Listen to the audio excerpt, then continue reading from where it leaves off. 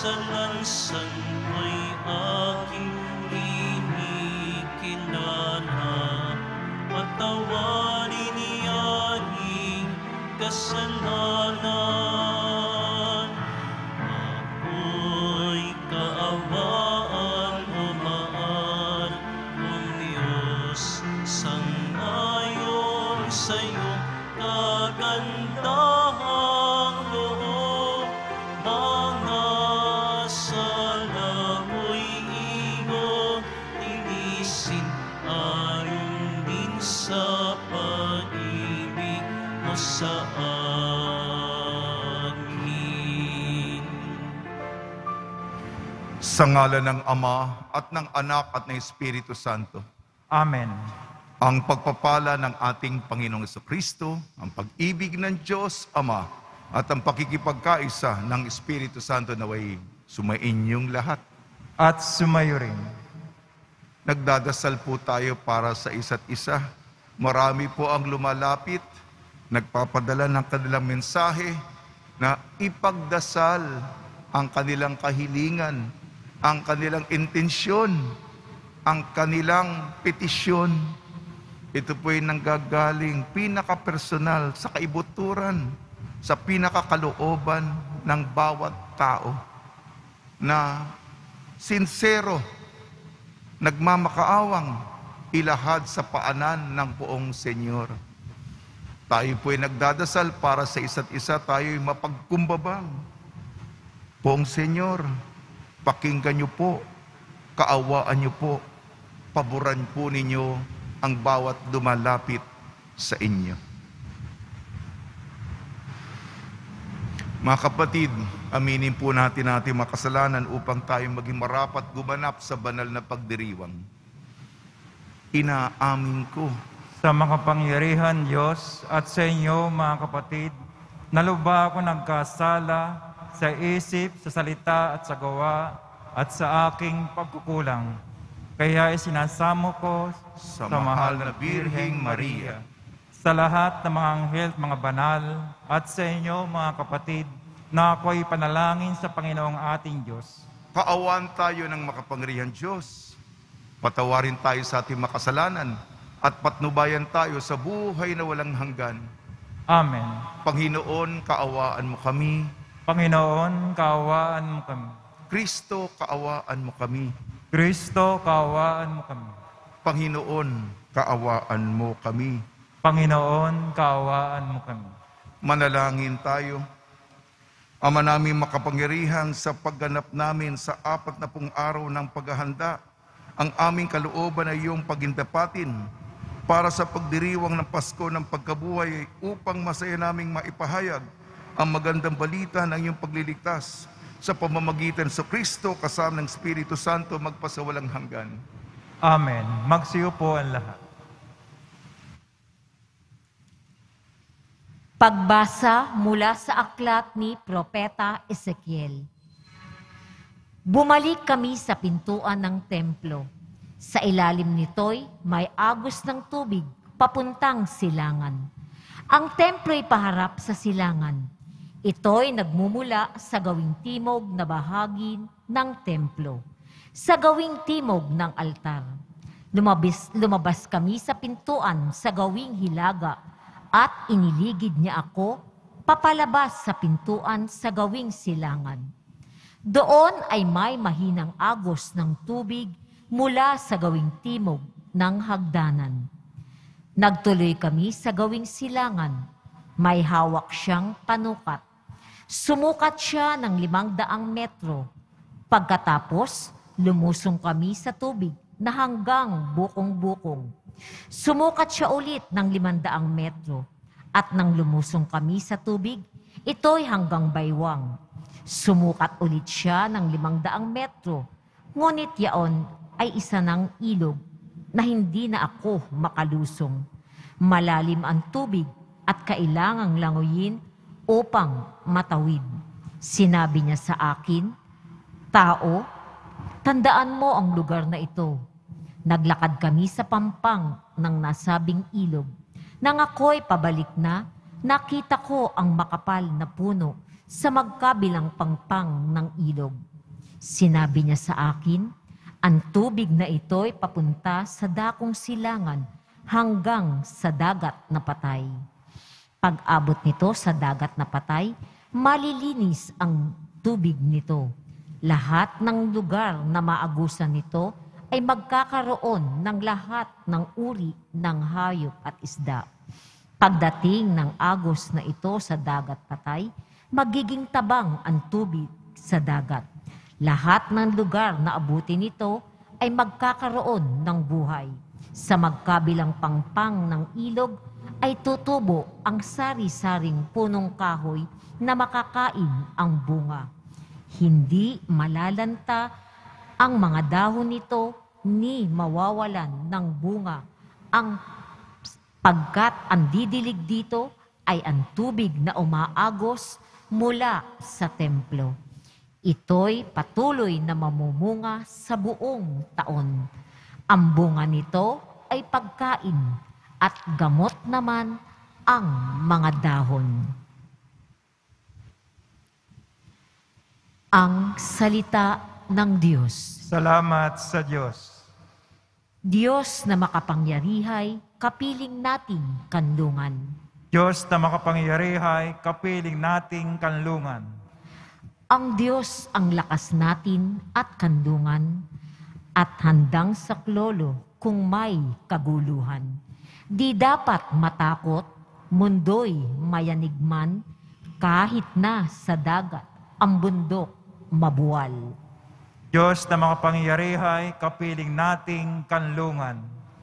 May ilog ng galak sa bayan ng Diyos, sa banal na templo'y ligaya ang dulot. Ang tahanang lunsod ay di masisira. Ito ang tahanan ng Diyos na dakila. Mula sa umaga ay kanyang alaga. Diyos na makapangyarihay, kapiling nating kanlungan. Nasa atin ang Diyos makapangyarihan, ang Diyos ni Jacob na ating kandungan. Anuman ang kanyang ginawa sa lupa, sapat ng pagmasdan at ika'y hahanga. Diyos na makapangyarihay, kapiling nating kanlungan. Magsitayo na po ang lahat.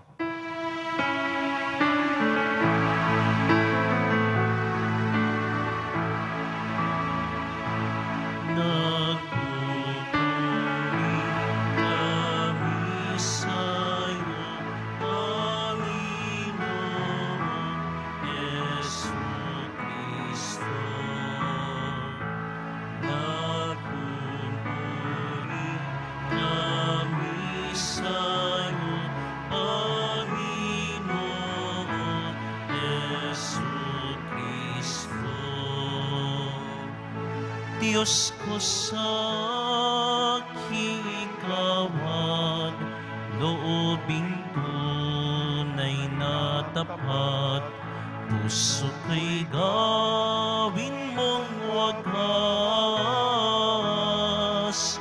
nang manauli ang ganang, bunga ng iyong pagliligtas. Nagpupuri kami sa'yo, Panginoong Jesucristo. Sumainyo ang Panginoon. At sumayo rin. Ang mabuting balita ng Panginoon ayon kay San Juan. Papuri sa iyo, Panginoon. Nang dumating ang pagdiriwang ng pista ng mga Hudyo, pumunta si Jesus sa Jerusalem. Sa lungsod na ito malapit sa pintuan ng mga tupa, ay may malaking deposito ng tubig na may 5 portiko. Kung tawagin ito sa wikang Hebreo ay Bethesda, natitipon dito ang maraming may sakit, mga bulag, mga pilay, mga paralitiko. Hinihintay nilang gumalaw ang tubig sapagkat may panahong bumababa ang isang anghel ng Panginoon at kinakalawkaw ang tubig Ang maunang lumusong pagkatapos makalawkaw ang tubig ay gumagaling. Ano man ang kanyang karamdaman, doon ay may isang lalaking 38 taon nang may sakit at siya'y nakita ni Jesus. Alam nitong matagal na ang sakit. May sakit ang lalaki. Tinanong siya ni Jesus, ibig mo bang gumaling? Sumagot ang may sakit, Ginoo, wala pong maglusong sa akin kapag nakalawkaw na ang tubig. Patungo pa lamang ako roon ay may nauuna na sa akin. Sinabi sa kanya ni Jesus, tumindig ka, dalhin mo ang iyong higaan at lumakad ka. At pagdakay, gumaling ang lalaki. Dinala ang kanyang higaan at lumakad. Noon ay araw ng pamamahinga, kaya't sinabi ng mga Hudyo sa laking pinagaling, araw ng pamamahinga ngayon, labag sa kautusan na dalihin mo ang iyong higaan. Ngunit sumagot siya, ang nagpagaling sa akin, ang nagsabing dalihin ko ang aking higaan at tumakad ako. At siya'y tinanong nila, sino ang nagsabi sa inyo na dalihin mo ang iyong higaan at lumakad ka?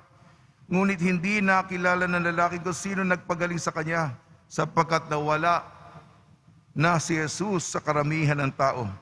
Pagkatapos nakita ni Jesus sa loob ng templo ang lalaki at sinabihan, magaling ka na ngayon. Huwag ka nang magkakasala at baka may mangyari sa iyo ang lalo pang masama. Umalis ang lalaki at sinabi sa mga Hudyo na si Jesus ang nagpagaling sa kanya. Dahil dito, si Jesus ay sinimulang usigin ng mga Hudyo sapagkat nagpagaling siya sa araw ng pamamahinga. Ang mabuting balita ng Panginoon. Pinupuri ka namin, Panginoong Hesukristo. Magsiupo ang lahat. Binabati po namin kayo sa pagpapala, pagbibindisyon, pagbibiyaya, pagkakalob ng napakaraming grasya mula sa ating butihing Panginoong Hesukristo. Namnamin po natin ang mensahe ng salita ng Diyos. Propeta Ezekiel, unang pagbasa, sinasabi dito ang bukal, ang tubig na umaagos. At mula dito, sa bukal na ito, dito nakakakuha ng lakas. Sapagkat ang lupa ay binibigyan ng buhay. Ang mga halaman hindi nanunuyo sapagkat malapit sa pinanggalingan ng tubig, hindi nauuhaw. Luntian, berde, ang mga dahon ng punong kahoy at namumunga ito. Punong-puno ng buhay sapagkat ang tubig, ang bukal ay nagbibigay ng paghihilom, pagpapagaling at ng restorasyon ng buhay. Sa ating ebanghelyo po, ayon kay San Juan, pagpapagaling ni Jesus sa isang lalaking 38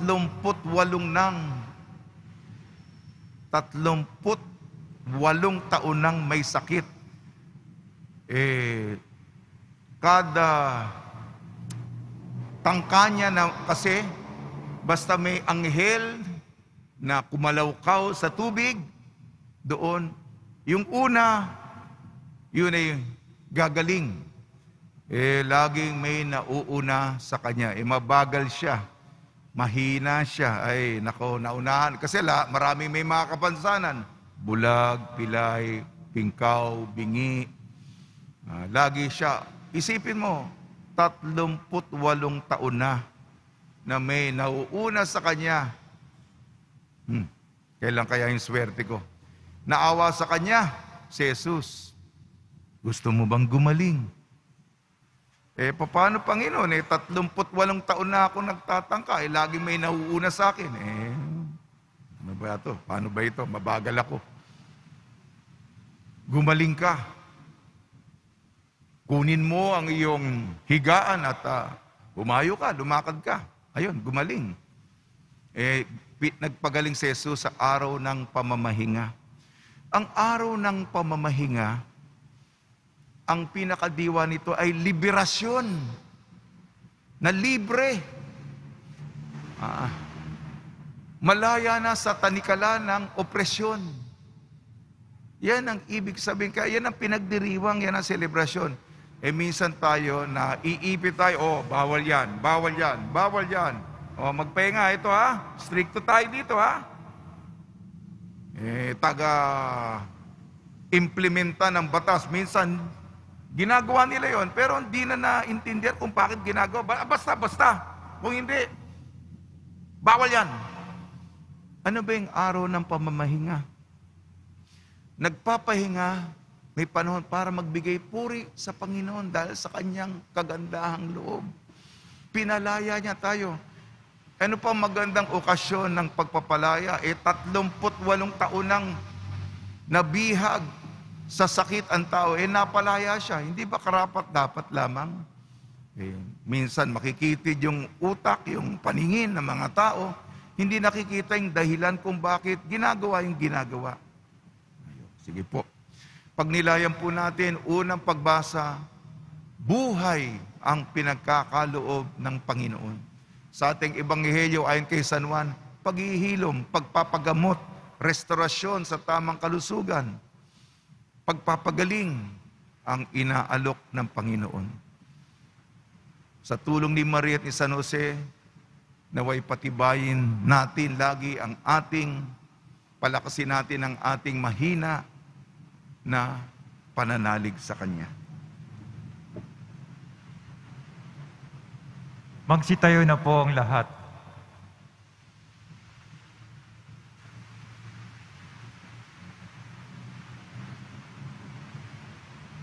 Minamahal ko mga kapatid, habang higit nating nakikilala ang Diyos, lalo nating naunawaan na lubos tayong umaasa sa Kanya. Tugon po natin, banal na tagapagpagaling, tulungan mo kami. Banal na tagapagpagaling, tulungan mo kami. Ang mga pinuno ng simbahan, naway lubos na mag-alay ng kanilang buhay sa paglilingkod kay Kristo. Manalangin tayo. Banal na tagapagpagaling, tulungan mo kami. Tayo naway magkaroon ng pusong bukas sa pag-aalay ng sarili at lumago sa pagsunod kay Kristo na may pusong maamo at mapagkumbaba. Manalangin tayo. Banal na tagapagpagaling, tulungan mo kami. Tayo naway magkaroon ng tunay na diwa ng kababaang loob sa ating pakikitungo sa mga dukha at mga api at makita natin ang presensya ni Kristo sa kanila. Manalangin tayo. Banal at pagpagaling, tulungan mo kami. Ang mga may sakit, naway makatagpo ng pagmamahal at pagtataguyod sa mga nangangalaga sa kanila. Manalangin tayo. Banal at pagpagaling, tulungan mo kami. Panginoon Diyos, Ama ng mga dukha, bagamat batid namin ang aming mga kahinaan at pagmamalaki, dinggin mo ang mga kahilingan ng iyong bayang nangangailangan ng iyong tulong. Idinadalangin namin sa pamamagitan ni Kristo na aming Panginoon. Amen. Magsiyo po ang lahat.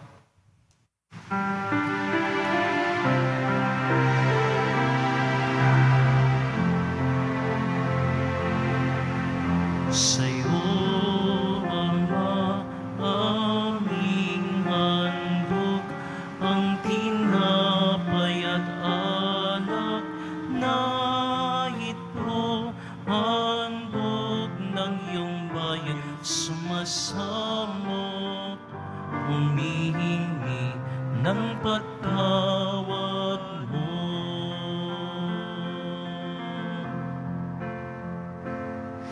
Sa pagsunod sa utos mo, nalulugod akong labis, di masukat ang galak ko, pagkat aking iniibig. Sa'yo, Ama, aming handog, ang tinapay at alak na ito, handog ng iyong bayan sumasambot, humihingi ng patawad mo. Magsitayo po ang lahat. Manalangin kayo mga kapatid upang ang ating paghahain ay kalugdan ng Diyos amang makapangyarihan.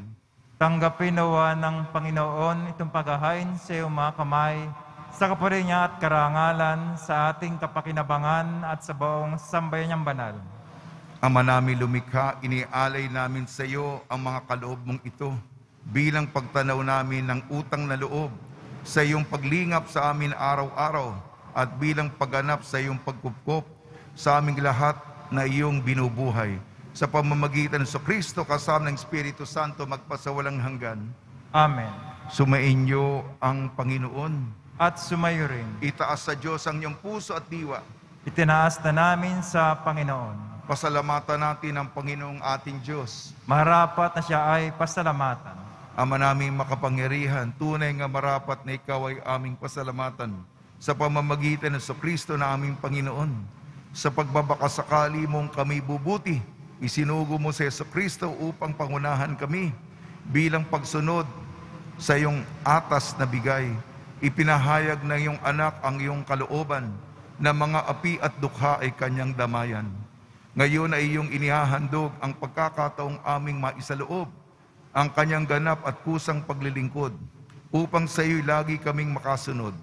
Kaya kaisa na mga anghel na nagsisiawit ng papuri sa iyo nang walang humpay sa kalangitan, kami nagbubunyi sa iyong kadakilaan.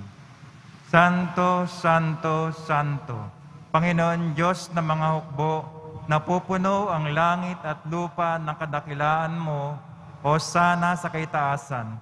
Pinagpala na paririto sa ngalan ng Panginoon, Hosana sa kaitaasan. Magsilihod po ang lahat.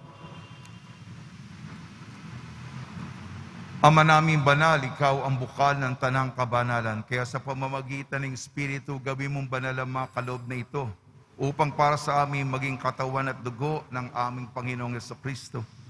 Bago niyang pinagtiis ang kusang loob na maging handog, hinawakan niya ang tinapay, pinasalamatan kanya, pinaghati-hati niya yon, iniabot sa kanyang malagad at sinabi, tanggapin ninyong lahat ito at kanin itong aking katawan, ihahandog para sa inyo.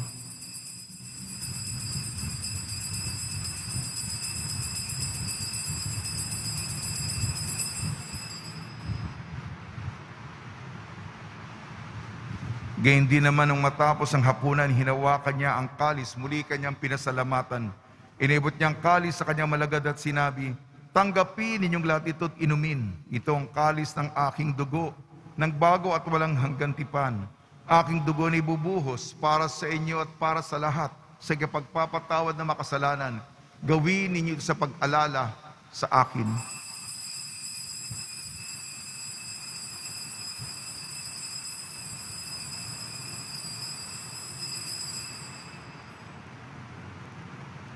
Magsitayo na po ang lahat. Ipagbunyi natin ang misteryo ng pananampalataya. Si Kristo'y namatay, si Kristo'y nabuhay, si Kristo'y babalik sa wakas ng panahon.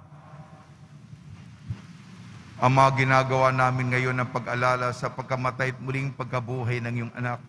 Kaya't inialay namin sa iyong tinapay na nagbibigay buhay at ang kalis na nagkakaloob ng kaligtasan.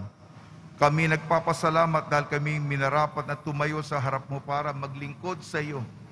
Isinasamo namin kami magsasalo-salo sa katawan at dugo ni Kristo ay mabuklod sa pagkakaisa sa pamamagitan ng Espiritu Santo. Ama, lingapin mo yung simbahang laganap sa buong daigdig. Puspusin mo kami sa pag-ibig kaysa ni Francisco na aming Papa at ni Jose na aming Obispo at ng Tanang Kaparian. Alalahanin mo rin ang mga kapatid naming himlay na may pag-asang sila'y muling mabubuhay, gayon din ang lahat na mapumanaw, lalong-lalo na si Norma Asis. Kaawan mo sila at patuloyin sa iyong kaliwanagan.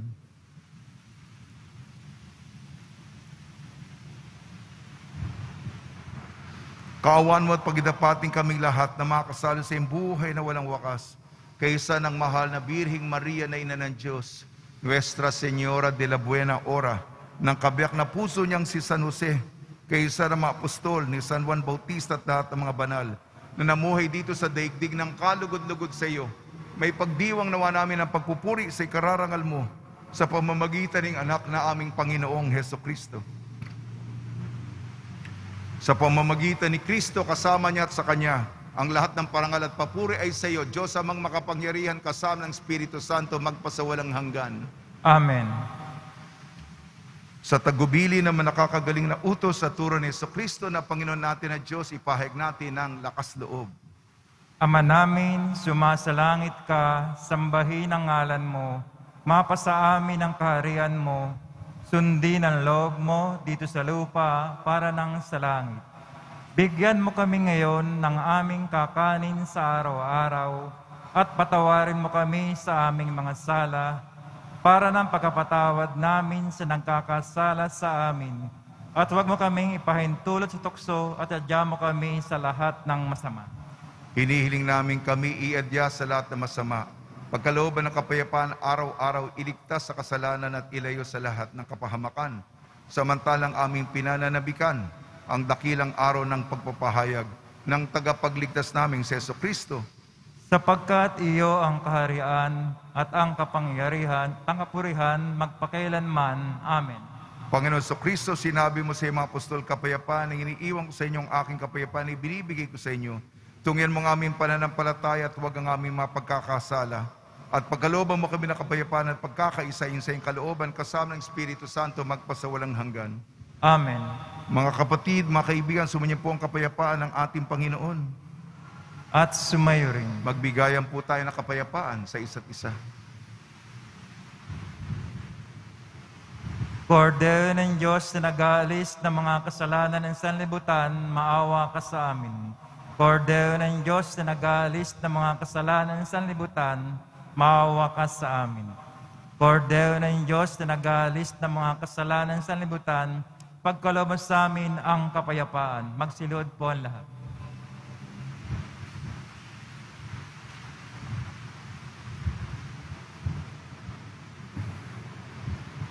Ito ang kordero ng Diyos, ito nag-aalis ng kasalanan ng sanlibutan, mapalad ang inayayahan sa kanyang piging. Panginoon, hindi ako rapat-dapat na magpatuloy sa iyo, ngunit sa isang salita mo lamang ay gagaling na ako.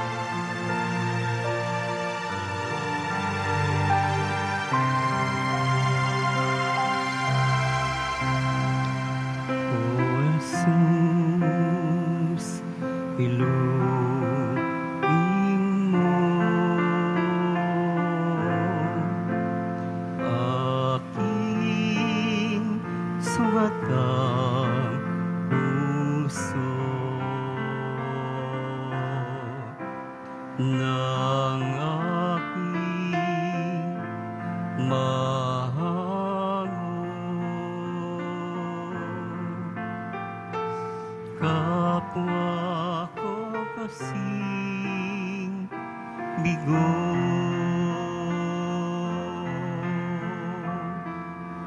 apis at pait, ihong patamisin at hadhan ang sakit ng magningas ang rikit. O Jesus, inumin mo aking sagatang puso ng aking mahal.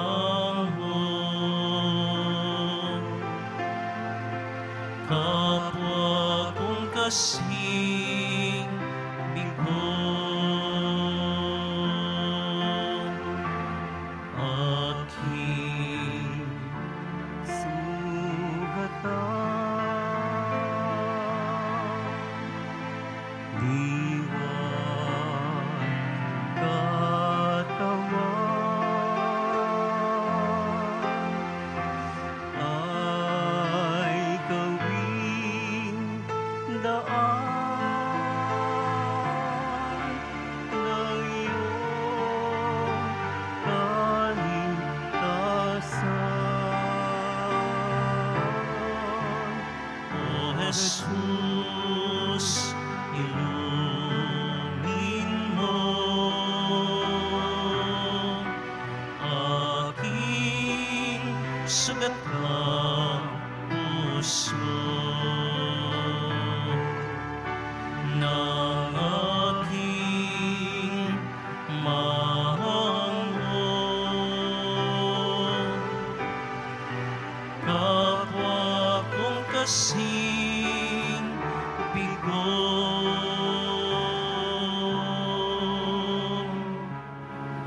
kapwa kong kasing bigo.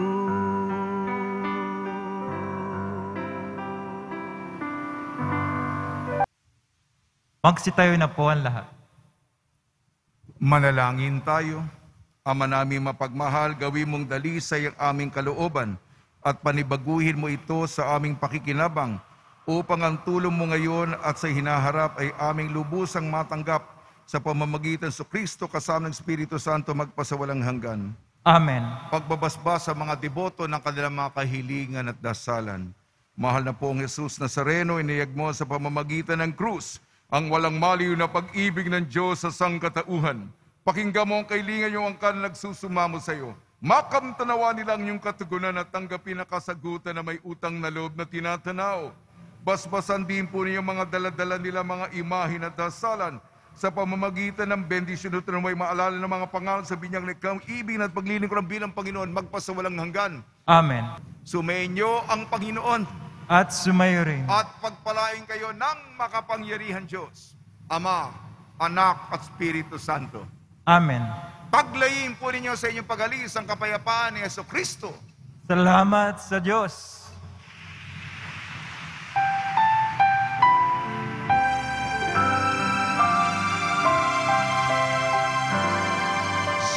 Padre Jesus Nazareno, sinasamba ka namin, pinipinto ka namin, aral mo ang aming buhay at kaligtasan. Nuestro Padre Jesus Nazareno, iligtas mo kami sa kasalanan. Ang krus mong kinamatayan ay sagisag ng aming kaligtasan. Nuestro Padre Jesus Nazareno, dinarangan ka namin. Nuestro Padre Jesus Nazareno, nilwalhati ka namin. Nuestro Padre Jesus Nazareno, dinarangan ka namin.